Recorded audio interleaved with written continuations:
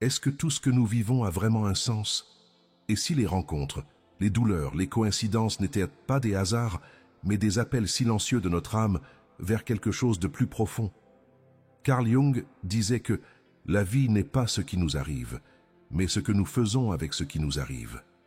Pour lui, l'existence n'est pas une suite d'événements aléatoires, c'est un processus de révélation, une alchimie lente où chaque instant, chaque personne croisée, chaque rupture ou chaque silence devient une opportunité de transformation. Ce que Jung appelait processus d'individuation n'est autre que ce voyage intérieur que peu osent vraiment entreprendre. Il ne s'agit pas simplement de changer de carrière, de finir une relation ou de lire un livre de plus sur le développement personnel. Il s'agit de s'asseoir seul face à soi-même et écouter ce qui monte des profondeurs. Et ce n'est jamais confortable. Parce que l'évolution ne commence pas avec le confort. Elle commence souvent par un effondrement, un moment de doute, de vide, où l'on sent que tout ce que l'on connaissait, tout ce que l'on croyait être ne suffit plus. Ce que nous appelons parfois crise est souvent le début d'une percée. La vérité, c'est que ceux qui changent réellement leur destin ne sont pas ceux qui ont eu la vie facile. Ce sont ceux qui, face à l'inconnu, ont cessé de se débattre et ont commencé à écouter. Ceux qui ont compris que les personnes qui entrent dans leur vie ne sont pas des erreurs, mais des miroirs. Que les pertes ne sont pas des malédictions, mais des messages. Que la douleur n'est pas là pour punir, mais pour réveiller. Jung croyait que chaque être humain est appelé à devenir plus qu'un simple produit de son passé. Il est appelé à s'unifier, à intégrer ses parts perdues, ses contradictions, ses blessures. Et souvent, c'est au contact des autres que cette intégration devient possible. Il n'y a pas de hasard. Les gens que vous avez aimés, ceux qui vous ont blessés, ceux qui ont disparu sans explication, ceux qui vous ont trahis, tous avaient une fonction, une signification. Ils ont tous activé quelque chose en vous, parfois de l'amour, parfois de la rage, parfois un questionnement si profond qu'il a changé le cours de votre existence. La vie nous parle à travers les autres. Et si vous ressentez que certains schémas se répètent, que certaines douleurs ne cicatrisent pas, peut-être que le message n'a pas encore été compris. Il ne s'agit pas de culpabilité, ni de mérite. Il s'agit d'éveil. Il s'agit de cesser de regarder la vie comme une suite de hasards et commencer à la lire comme un texte sacré, écrit en symboles, en rencontres et en silence. Il faut du courage pour entamer cette lecture. Mais une fois commencé, il n'y a plus de retour. Parce que vous comprendrez enfin, rien de ce que vous avez vécu n'était vain. Et c'est là que commence l'évolution. Non pas en changeant ce que l'on vit, mais en changeant ce que l'on voit. Pourquoi certaines personnes nous dérangent sans raison apparente? Pourquoi ressentons-nous parfois une attirance ou une aversion immédiate, presque irrationnelle, envers quelqu'un que nous connaissons à peine? Carl Jung nous offre ici une clé essentielle. Les autres ne sont pas simplement des autres. Ils sont les projecteurs vivants de notre inconscient. Chaque relation agit comme un miroir. Et ce miroir ne reflète pas notre image visible, mais tout ce que nous avons enfoui, rejeté ou oublié. C'est pour cela que certaines rencontres sont si troublantes, parce qu'elles mettent à nu des zones de nous-mêmes que nous préférerions ne jamais voir. Jung parlait de projection, ce mécanisme par lequel nous attribuons à l'autre ce que nous refusons de reconnaître en nous. Ainsi, la jalousie que vous percevez chez une collègue n'est peut-être que le reflet de votre propre peur de ne pas être assez. L'arrogance d'un ami n'est peut-être qu'un rappel inconscient de cette part de vous qui veut exister, mais que vous avez appris à taire. Plus encore, certaines personnes incarnent littéralement nos blessures les plus anciennes. Ce n'est pas un hasard si vous attirez toujours le même type de partenaire, si vous tombez sur des personnalités qui vous font revivre les mêmes frustrations ou les mêmes humiliations. Il y a quelque chose en vous qui cherche à être reconnu, compris, intégré. Et tant que ce n'est pas fait, la vie continuera d'envoyer ces fantômes de l'inconscient sous forme de personnes bien réelles. C'est là que réside une vérité profonde. Les personnes qui nous affectent le plus émotionnellement sont souvent les messagers de notre propre psyché. Ceux qui nous touchent là où c'est encore à vif. Ceux qui réveillent non pas notre intelligence, mais notre mémoire émotionnelle. Et parfois, il ne s'agit pas seulement de blessures. Il peut aussi s'agir de désirs réprimés, d'élan créatifs étouffés, de rêves abandonnés. On peut projeter tout cela sur un autre, en croyant que c'est lui ou elle qui possède ce feu, cette lumière, ce quelque chose que nous n'avons plus. Mais la vérité, c'est que tout ce que vous admirez, tout ce que vous rejetez, tout ce qui vous bouleverse chez l'autre, existe déjà en vous. Il ne tient qu'à vous de le ramener à la conscience. Lorsque vous comprenez cela, une bascule s'opère. Vous cessez de voir les relations comme des accidents émotionnels et vous commencez à les lire comme des révélations symboliques. C'est là que commence la véritable responsabilité psychologique. Ne plus dire « il m'a blessé », mais « il a réveillé en moi une blessure que je porte encore ». Ne plus dire « elle m'a abandonné », mais « elle a réactivé ma peur d'être seule ». Ce n'est pas s'accuser, c'est se libérer. Parce que tant que vous ne voyez pas les fantômes que vous portez, vous continuerez à leur donner corps dans vos rencontres. Mais dès que vous les reconnaissez, ils cessent d'être des ennemis. Ils deviennent des guides, et parfois même des alliés pour votre transformation intérieure. Il y a des blessures qui changent notre manière de respirer, des silences qui font plus de bruit que 1000 mots, et des départs qui laissent un vide si grand qu'aucune distraction ne peut le combler. Quand quelqu'un nous trahit ou nous abandonne, une part de nous s'effondre. C'est souvent brutal, déroutant. Nous avons tendance à chercher des coupables, l'autre, la vie, nous-mêmes. Et pourtant, il arrive un moment, plus tard, où l'on commence à entrevoir quelque chose d'étrangement lumineux derrière le chaos. Carl Jung nous invite à regarder ces moments, non pas comme des erreurs ou des injustices, mais comme des révélateurs. Il disait que ce n'est pas la douleur qui nous transforme, mais ce que nous découvrons à travers elle. La rupture vient souvent briser une illusion que nous entretenions, l'illusion que nous étions en sécurité, que nous étions aimés pour ce que nous sommes, que nous contrôlions le lien. La trahison révèle les dépendances émotionnelles que nous ne voulions pas voir. L'abandon met à nu cette vieille peur d'être seul que nous traînons peut-être depuis l'enfance. Et dans ce dévoilement brutal, une vérité apparaît. L'autre ne fait que réveiller ce que nous n'avons jamais vraiment guéri. Cela peut être révoltant. Je ne mérite pas ça. Non, bien sûr que non. Personne ne mérite la souffrance. Mais dans une perspective plus profonde, symbolique, ces expériences sont comme des maîtres cachés. Elles nous forcent à voir là où nous restons aveugles, à entendre ce que nous avons longtemps eu, à reconstruire non pas ce qui était, mais ce qui doit maintenant naître. Quand vous cessez de vous positionner comme victime, vous changez de vibration intérieure. Vous quittez la plainte pour entrer dans la conscience. Et c'est un basculement radical. La vie ne cherche pas à vous punir. Elle cherche à vous éveiller. Il y a des départs qui sauvent, des rejets qui redirigent, des trahisons qui révèlent votre propre valeur oubliée. Le plus difficile, c'est de traverser le choc initial, ce moment où tout semble s'écrouler. Mais après cela, si vous osez rester présent à ce qui monte, colère, tristesse, honte, alors vous touchez à quelque chose de profondément transformateur. C'est dans la nuit noire de l'âme, disait Jung, que la lumière intérieure commence à briller. Chaque fois qu'une personne vous quitte, posez-vous cette question. Qu'est-ce que cela vient m'apprendre sur moi que je refusais de voir? Et si vous écoutez attentivement, la réponse sera là. Les véritables maîtres ne portent pas toujours des habits blancs. Parfois, ils arrivent dans nos vies sous la forme de chaos, mais ils laissent derrière eux un message « Réveille-toi, tu es prêt pour un nouveau chapitre ». Pourquoi retombe-t-on toujours dans les mêmes histoires? Pourquoi attire-t-on encore et encore des personnes différentes, mais avec le même fond émotionnel?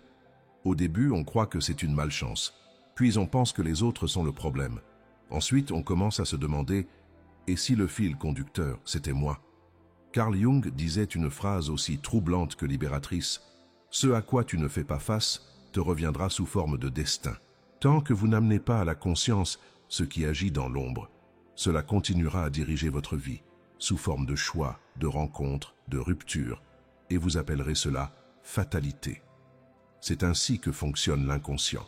Il répète, il rejoue encore et encore les mêmes scènes sous des visages différents, jusqu'à ce que vous compreniez le message.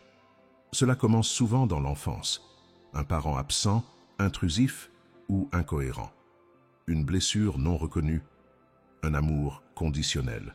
Et sans même s'en rendre compte, on cherche à rejouer ces premiers liens, non pas parce qu'on les aime, mais parce qu'on cherche inconsciemment à les réparer. On attire des partenaires qui ne savent pas aimer vraiment, comme pour réécrire ce que l'on n'a pas reçu.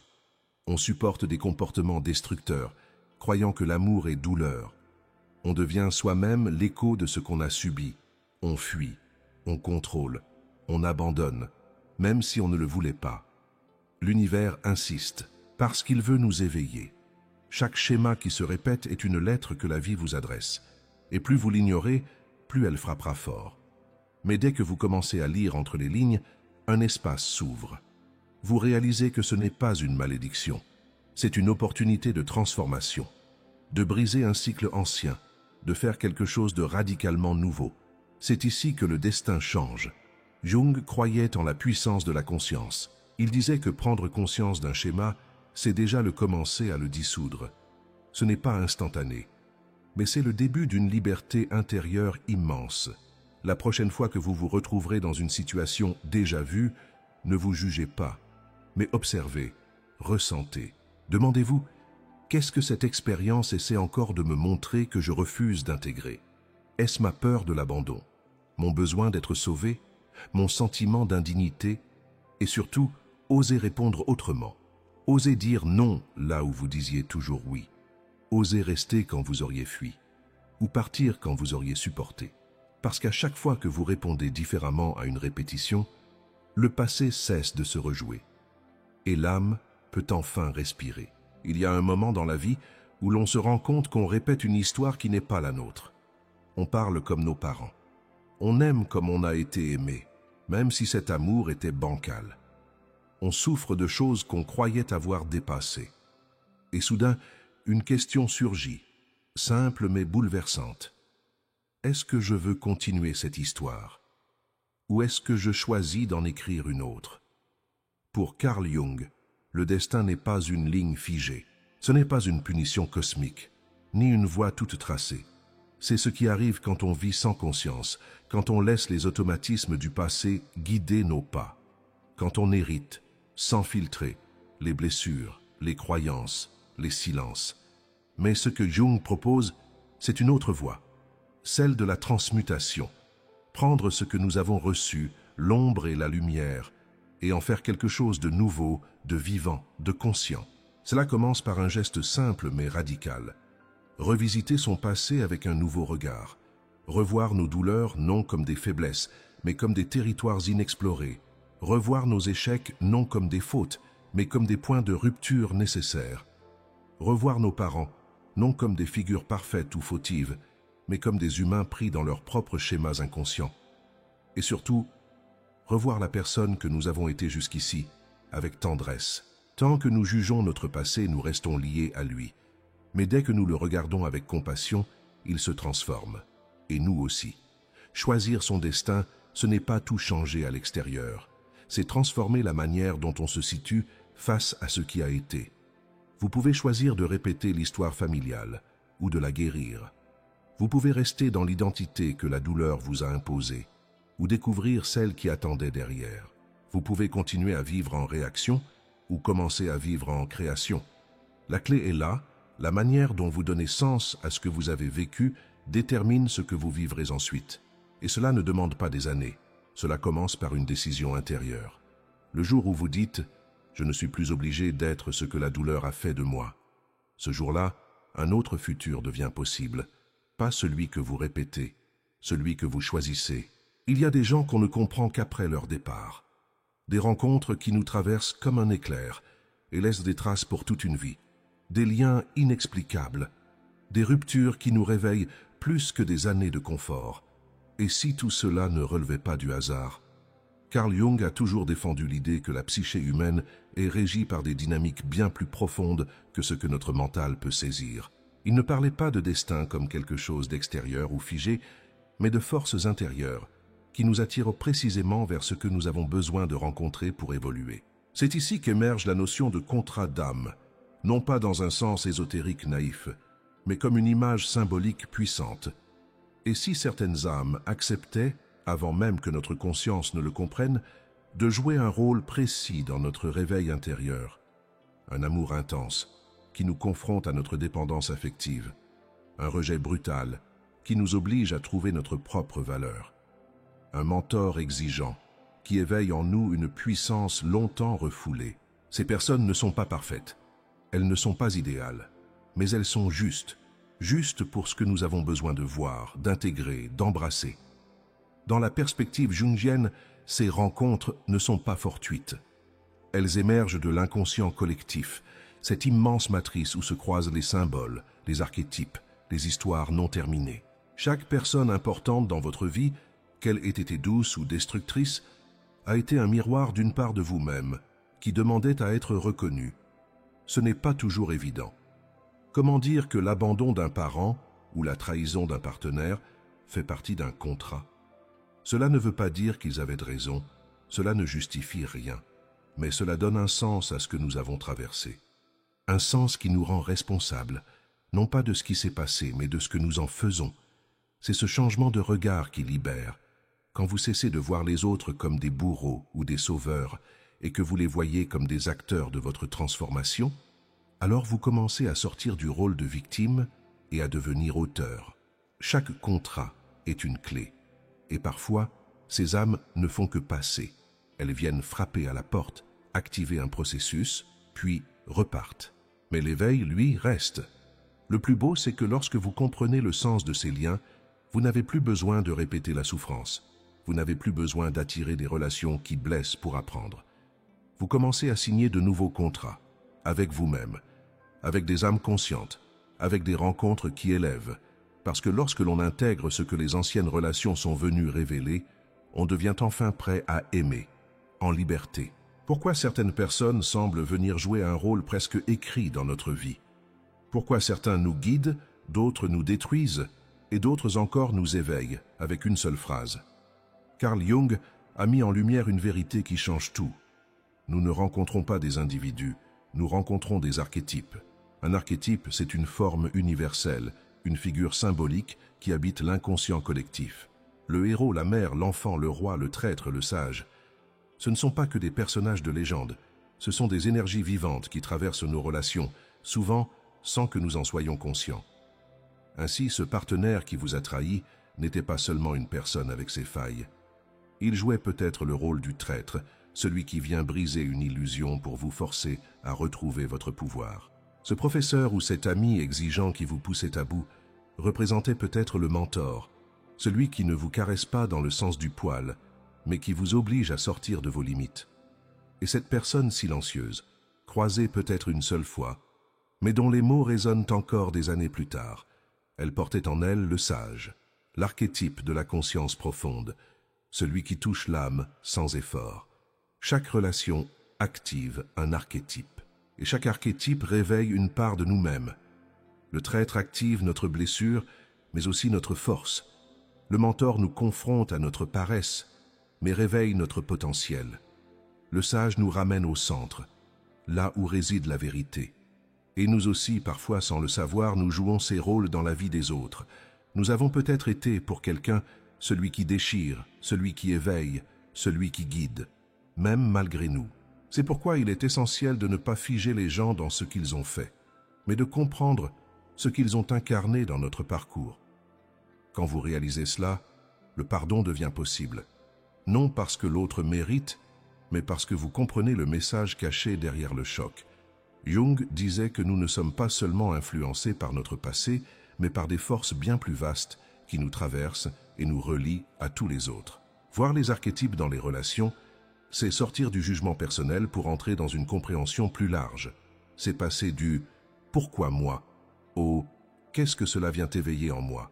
Et à partir de là, chaque lien devient une opportunité sacrée. Non pas pour survivre à une blessure, mais pour se révéler à soi-même. Et si ce que vous cherchez à éviter depuis des années était précisément ce qui vous manque pour devenir entier, Carl Jung a introduit un concept aussi dérangeant que libérateur, l'ombre. L'ombre, ce n'est pas le mal en nous. Ce n'est pas quelque chose à détruire. C'est tout ce que nous avons refoulé, nié, rejeté, parce que ce n'était pas acceptable, aimable ou valorisé dans notre environnement. Notre colère, notre sexualité, notre vulnérabilité, notre pouvoir personnel, notre ambition, nos peurs, nos envies inavouables. Tout ce que nous avons refoulé pour être aimés finit par vivre hors de notre regard conscient, mais continue d'agir en coulisses. Et où l'ombre se manifeste-t-elle le plus clairement? Dans nos relations. Chaque personne qui nous irrite profondément, qui nous provoque, qui nous dérange, touche une corde sensible reliée à notre propre ombre. Ce collègue arrogant, cet ami trop sûr d'elle, ce partenaire distant. Il nous montre souvent, sans le vouloir, une part de nous que nous avons rejetée. Non, vous n'êtes peut-être pas arrogant, mais peut-être avez-vous étouffé votre propre besoin d'affirmation. Non, vous ne voulez pas dominer, mais peut-être avez-vous renié votre droit d'exister pleinement. Non, vous ne fuyez pas, mais peut-être avez-vous construit une carapace pour ne pas ressentir. Jung disait que l'ombre est 90% or, ce qui veut dire que derrière ce que vous fuyez se cache une immense énergie de vie, de créativité, d'authenticité. Et le rôle des relations, surtout les plus inconfortables, est de nous montrer là où l'ombre attend d'être intégrée. Quand vous osez regarder ce que l'autre vient réveiller en vous, non plus comme une attaque, mais comme un message, vous commencez un travail intérieur profond. Cela ne veut pas dire que vous devez tout accepter de l'autre. Cela veut dire que chaque réaction émotionnelle est un miroir, et que derrière chaque rejet, il y a une invitation. Regarde ici, c'est encore vivant, c'est encore blessé, c'est encore nié. L'ombre n'est pas là pour vous détruire. Elle est là pour vous guider vers ce que vous êtes vraiment. Pas l'image que vous donnez, pas le rôle que vous jouez, mais l'être entier, complexe, lumineux et obscur à la fois que vous êtes venu incarner. Et ce n'est que lorsque vous embrassez cette part oubliée de vous que vous devenez capable d'aimer vraiment l'autre et vous-même. Pourquoi tombe-t-on toujours amoureux du même genre de personne? Pourquoi répète-t-on les mêmes relations, même quand on jure que cette fois ce sera différent? Il ne s'agit pas de hasard, ni de malchance, il s'agit de projection psychique. Pour Carl Jung, la projection est un phénomène inévitable. Nous voyons le monde non tel qu'il est, mais tel que nous sommes. Nous projetons sur les autres des parts de nous que nous ne reconnaissons pas, que nous ne comprenons pas ou que nous n'osons pas assumer. Et cela commence dès le début de toute relation. Ce que vous trouvez irrésistible chez quelqu'un n'est souvent que la projection d'une part de vous-même oubliée. Vous admirez sa confiance? Peut-être avez-vous renoncé à la vôtre. Vous êtes fasciné par sa liberté. Peut-être avez-vous enfoui la vôtre sous les obligations. Vous vous sentez sauvé par sa tendresse. Peut-être portez-vous une blessure d'abandon qui demande encore à être reconnue. Mais l'inverse est vrai aussi. Ce que vous rejetez, ce que vous critiquez, ce que vous ne supportez pas chez l'autre, surtout lorsque cela vous touche profondément, révèle votre propre contenu inconscient. Ainsi, nos relations deviennent comme des toiles vivantes sur lesquelles nous peignons, sans le savoir, nos blessures, nos rêves, nos peurs, nos désirs refoulés. Ce n'est pas un drame, c'est une opportunité, parce qu'à travers cette dynamique de projection, la vie nous pousse à voir ce que nous avons caché à nous-mêmes. Tant que ces projections restent inconscientes, elles dominent notre vie. Elles nous font tomber amoureux d'illusions. Elles nous rendent aveugles au vrai visage. Elles créent des conflits, non pas à cause de ce que l'autre est, mais à cause de ce que nous voyons en lui. Mais dès que nous reprenons ces projections, que nous les rappelons à nous, un changement radical s'opère. Vous cessez de demander à l'autre de porter ce qui vous appartient. Vous commencez à voir la personne réelle au lieu de l'image que vous aviez plaquée sur elle. Et, surtout, vous retrouvez une part de vous-même. Jung disait que l'amour véritable ne commence qu'après la fin des projections, quand vous n'aimez plus pour combler un vide, mais parce que vous avez appris à le reconnaître et à le remplir de votre propre présence. Et cela transforme tout, parce que vous n'attirez plus les mêmes types de personnes, vous ne vibrez plus au même endroit. Vous cessez d'attirer des relations de réparation et commencez à vivre des relations de révélation. Comprendre vos projections, ce n'est pas perdre la magie, c'est en créer une nouvelle, celle de l'amour conscient, lucide, libre, là où l'autre n'est plus un miroir déformant, mais un compagnon de chemin. Et si tout ce que vous avez traversé, les pertes, les amours, les ruptures, les répétitions, n'avait eu qu'un seul but, vous ramener à vous-même? Carl Jung appelait ce processus central de la vie psychique l'individuation. Ce mot peut sembler abstrait, mais il parle de quelque chose de profondément concret, devenir qui vous êtes, au-delà des masques, des rôles, des attentes et des blessures. L'individuation, c'est le voyage du retour, non pas vers une image idéale, mais vers une unité intérieure. C'est intégrer toutes vos parts, l'enfant blessé, l'adulte fatigué, le rêveur, le rebelle, le sage, le jaloux, le généreux, l'amoureux, le méfiant. C'est cesser de croire qu'il faut être bon, cohérent, parfait, et commencer à être entier. Mais ce processus ne se fait pas seul. Il se fait à travers les relations. Chaque personne croisée sur votre route a révélé une part de vous. Chaque conflit a mis en lumière une polarité non intégrée. Chaque amour a dessiné les contours de ce que vous croyiez être ou de ce que vous rêviez de devenir. Et peu à peu, quelque chose se rassemble. Vous commencez à voir que les autres n'étaient pas des ennemis ni des sauveurs, mais des passages, des miroirs pour que vous puissiez vous voir. Enfin, l'individuation, ce n'est pas l'isolement. C'est la capacité à être avec l'autre sans se perdre, à aimer sans s'effacer, à dire « je » sans écraser le « nous ». C'est un chemin exigeant parce qu'il demande de renoncer à la victimisation, de sortir du besoin d'être validé, de faire la paix avec son histoire. Mais c'est aussi le chemin de la plus grande liberté. Quand vous êtes individué, vous n'avez plus besoin que l'autre vous dise qui vous êtes.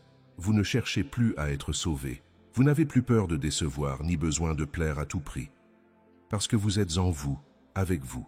Et c'est ce que vous offrez à l'autre. Une présence entière. L'amour vrai ne commence qu'à ce stade. Quand deux êtres, ayant fait la paix avec leur propre chaos, se rencontrent non pas pour se compléter, mais pour se reconnaître. C'est cela, le miracle de l'individuation. Non pas devenir quelqu'un d'autre, mais redevenir soi, intégralement, et offrir cela au monde. Il y a des rencontres qui arrivent pile au bon moment, des mots entendus par hasard, mais qui tombent comme une évidence. Un livre trouvé sans le chercher et qui bouleverse tout. Une personne croisée à un moment charnière qui change silencieusement notre trajectoire. Coïncidence? Pas selon Jung. Carl Jung a nommé ce phénomène la synchronicité, une coïncidence significative où un événement extérieur entre mystérieusement en résonance avec un état intérieur. Ce n'est pas de la magie, ce n'est pas de la superstition. C'est la vie qui parle dans son propre langage symbolique. Quand vous êtes prêt à voir, le monde commence à vous répondre. C'est cela le temps divin, non pas le temps du mental qui veut tout planifier, contrôler, forcer, mais le temps de l'âme. Un temps vivant, intelligent, qui orchestre les rencontres, les séparations, les intuitions, non pas pour vous conforter, mais pour vous faire évoluer. Chaque personne qui entre dans votre vie n'arrive pas par hasard. Certaines viennent vous ouvrir, d'autres vous briser pour que vous cessiez de vivre à moitié. D'autres encore viennent conclure un cycle. Et c'est souvent après coup qu'on comprend « si je ne l'avais pas rencontré, si je n'avais pas vécu cela à ce moment précis, je ne serais pas la personne que je suis devenue aujourd'hui. » Plus vous entrez en lien avec vous-même, plus ces synchronicités deviennent visibles. Elles étaient déjà là, mais vous ne les voyiez pas. Elles attendaient que vous sortiez du bruit, du contrôle, de la peur. La synchronicité est un langage sacré. Elle ne parle pas en mots, elle parle en symboles, en timing, en sensations profondes.